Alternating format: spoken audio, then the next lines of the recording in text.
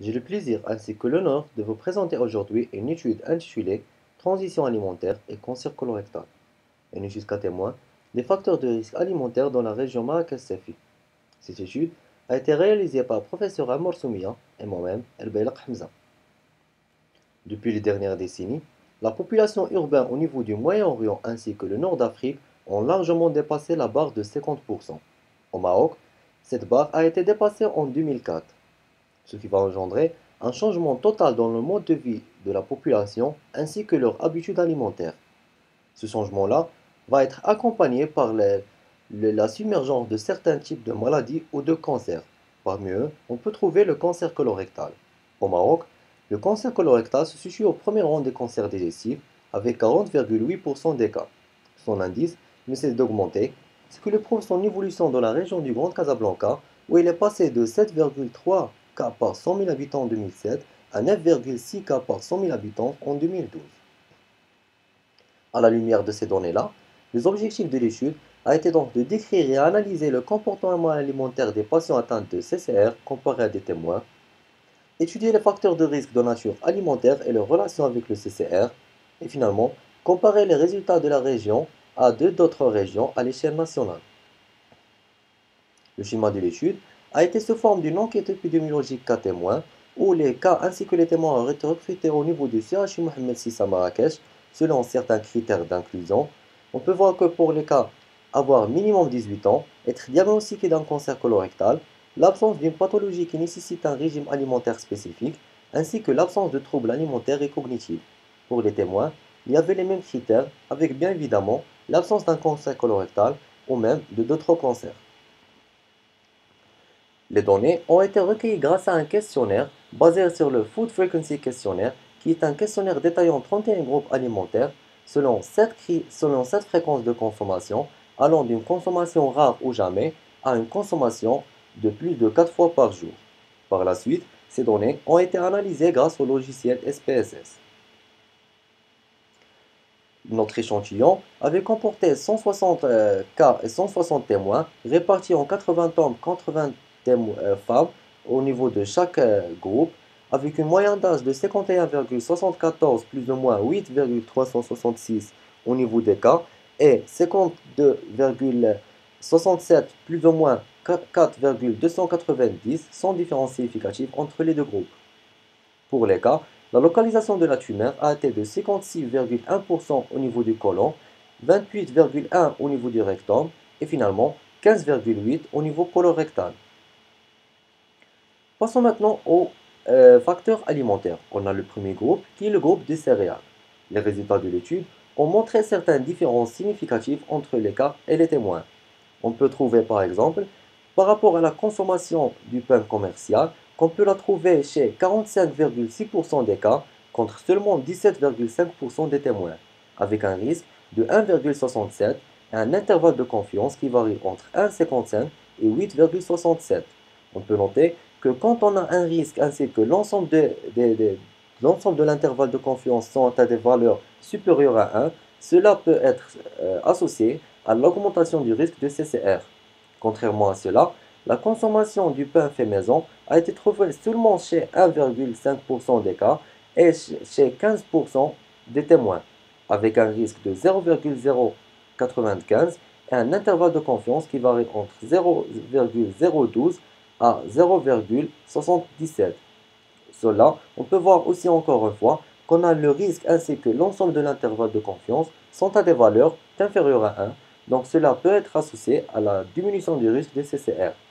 Et finalement, pour le msemen, qui est une sorte de crêpe marocaine, on peut avoir que plus la fréquence de consommation va augmenter, plus le risque va aussi augmenter, où elle va passer de 0,3 pour une consommation rare à 4,3 pour une consommation d'une fois par semaine.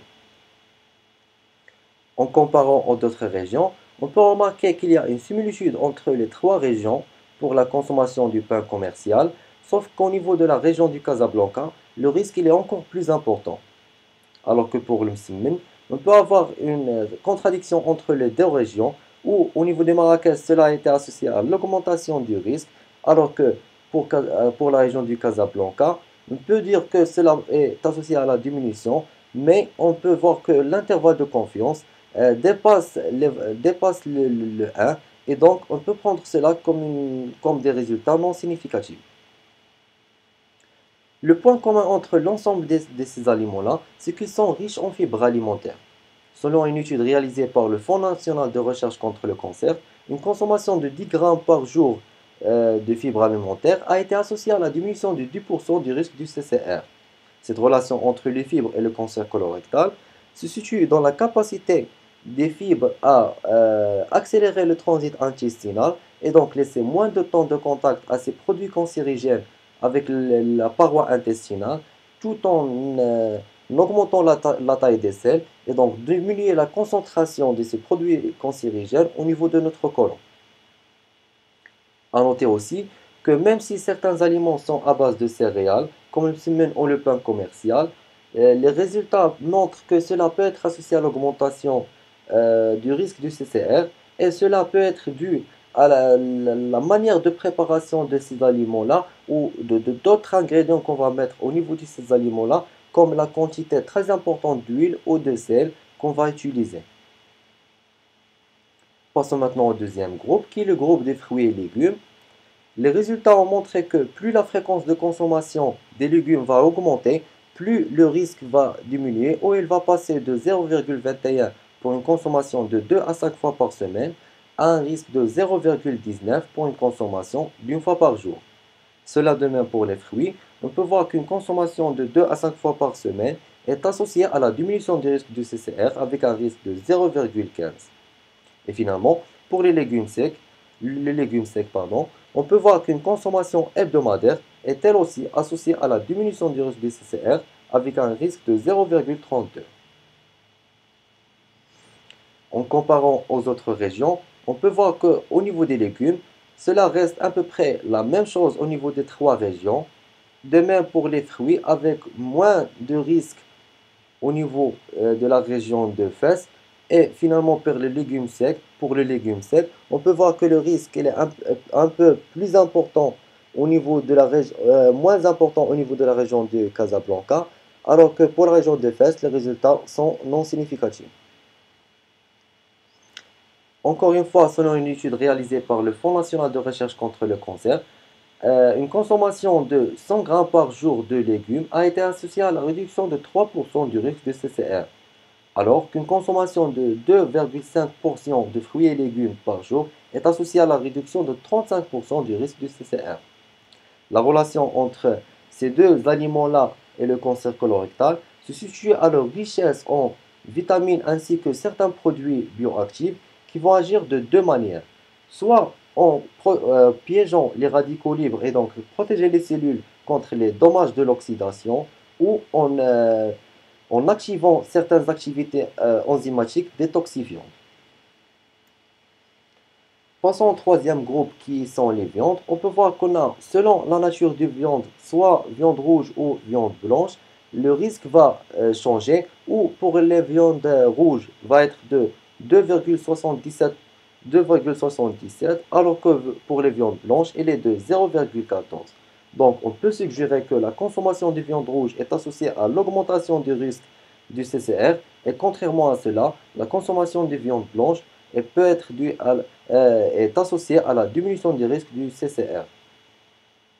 En comparant aux autres régions, on peut voir que le risque de consommation est encore plus important au niveau de la région du Casablanca, et où il va arriver jusqu'à 4,4 au niveau de la région, alors qu'il est de 3,78 au niveau de la région de Fès, et finalement pour la région de Marrakech, où il y a moins de risque, qui est de 0,77.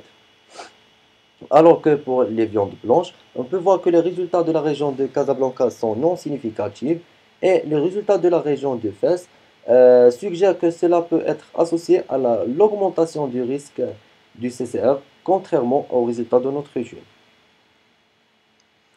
Cette différence entre les viandes rouges et les viandes blanches par rapport au cancer colorectal, elle peut être due à leur différence de composition, comme le prouve le rapport des acides gras polyinsaturés sur les acides gras saturés, qui est de 0,1 pour le bœuf et de 0,7 pour le poulet.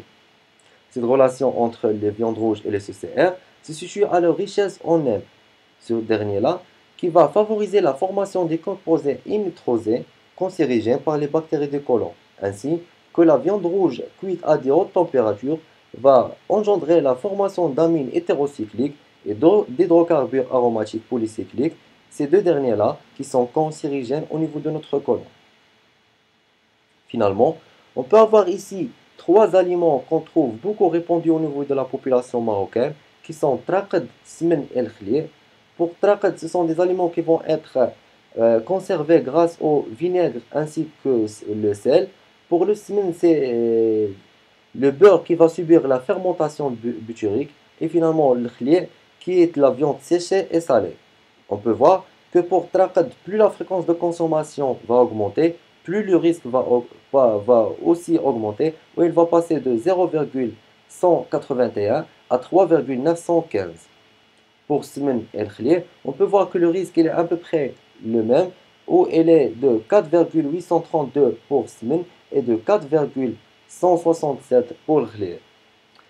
La relation entre ces aliments-là et le cancer colorectal peut se situer à leur méthode de conservation ainsi que leur méthode de fermentation qui peuvent induire à la production de certains produits toxiques, une fois ingérés, vont initier le processus cancérigène. Pour conclure, les études de projection suggèrent que d'ici 2030, l'indice colorectal va doubler au niveau mondial. Il ne faut pas nier que la composante alimentaire reste très importante au niveau de la prévention du cancer colorectal. Donc un régime sain à base de céréales et de légumes avec moins de consommation de viande rouge ainsi que de viande transformée peut prévenir beaucoup de cas de cancer colorectal. Par rapport à la comparaison entre les régions, cela a montré une similitude entre les trois régions, mais avec une différence au niveau des fréquences de consommation ou même au niveau des risques. Merci pour votre attention.